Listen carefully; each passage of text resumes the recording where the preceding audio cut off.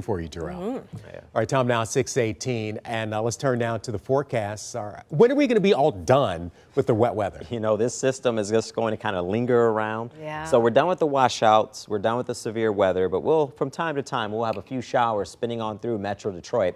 So we'll talk about that for today. As far as the rainfall for this month, we've only picked up about a ½ inch. We'll talk about those totals in greater detail in just a moment. 77 is what we're forecasting for the high temp today. Average is 77, so spot on from where we should be for this time of year.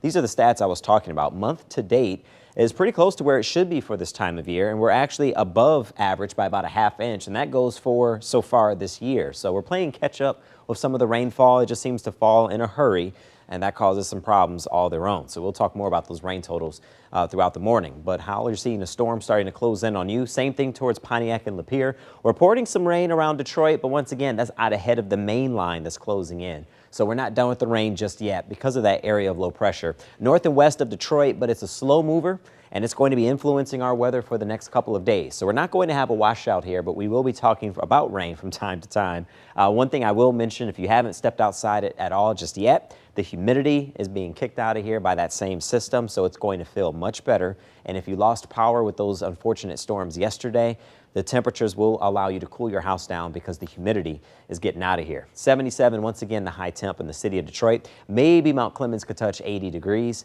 The systems are going to move out, which is some good news, just in time for the big show in Corktown. Should be a nice sunset. If we see any rain, much of that during this time is going to be north of Detroit. Winds will pick up, however, with temperatures into the 70s. So rain's not really going to amount to much over the next couple of days, but it will remain in the forecast and be in the area, so be aware of that. 80s return for next week as we dry things up.